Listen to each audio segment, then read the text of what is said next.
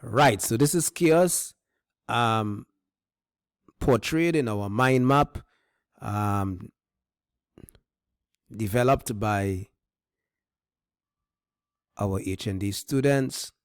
So we see disruption, we see mix up, congestion, havoc, data, confusion, clumsiness,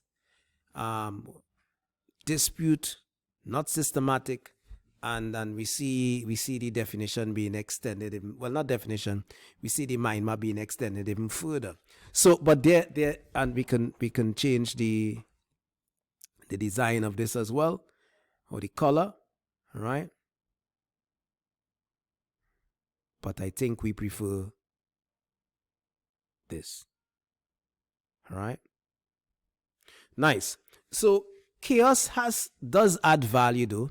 Chaos does add value to an organization, and it has added value, to our day-to-day lives, right?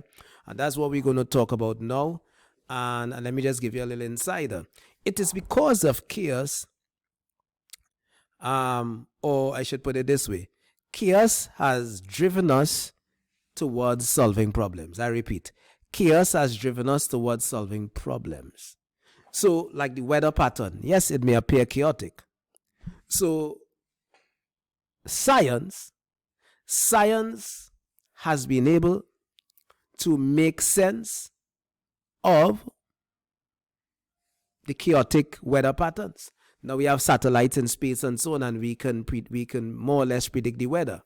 All right. So we know the temperature tomorrow. We have a good idea of the temperature tomorrow. We know, and we could also track hurricanes and storms and so on, right?